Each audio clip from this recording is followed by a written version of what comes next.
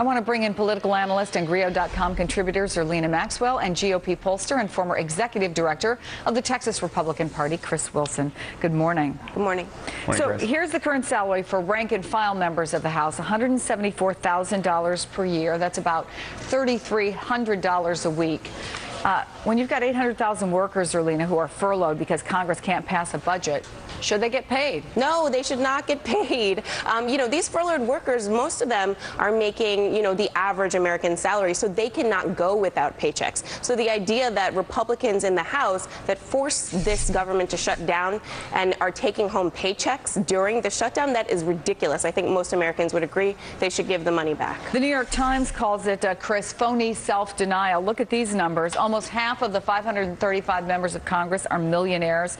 Their median net worth, $966,000, almost $1 million. Compare that to less than $67,000 median net worth for the typical American family. How would you characterize what's going on? Well, I think it's the right decision to not get paid, but I want to point out there's a bit of a scam going on here. There's a big difference between those who say they're deferring their paycheck. The American people need to understand that Congress is paid on the first of the month. So to say you're deferring your paycheck until this is solved, which will probably be before November, means they're not doing anything other than waiting for their next paycheck. So I looked at those that are giving their paycheck over to charity or refusing to take it all together, and that's a big difference in saying they're deferring it, which is really just a scam.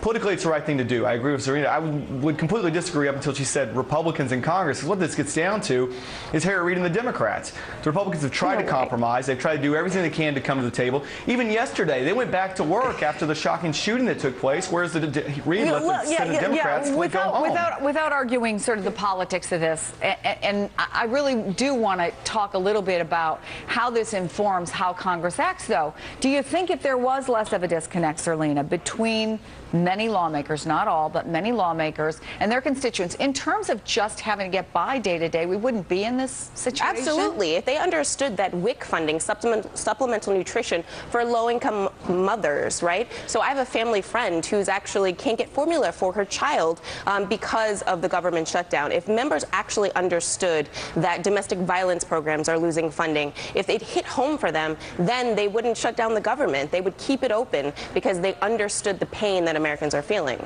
Well, I guess part of the calculation here is, do they pay any price for it in the long run, Chris? And I was thinking that, if a factory worker stands at a conveyor belt and they're supposed to be putting something in a box and they don't do it, they don't get paid. In fact, they get fired. Right. But are members of Congress going to get fired because this is, again, for the second straight Congress, the least productive Congress in history? Well, no, I agree, and I think some will get fired. I think Harry Reid's comment yesterday about why should he care if kids have cancer is going to be, you're going to see that quote over and over again on TV coming into the fall in November.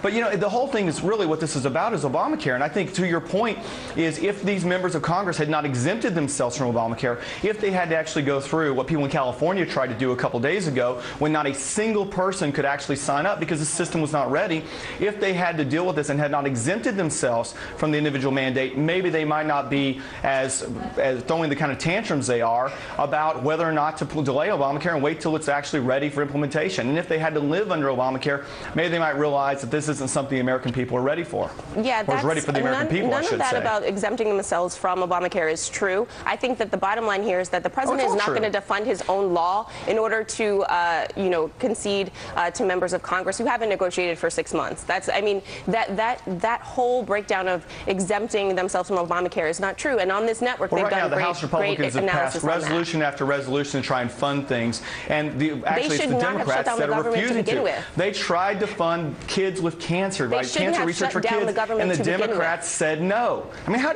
does anybody with good conscience as children say that's okay? How does anybody with good conscience shut down the government and those same kids are not getting funded because of Republicans? This is not about piecemeal strategy. It's been passed. The Republicans have passed it and said let's fund cancer research for kids, and Democrats said no.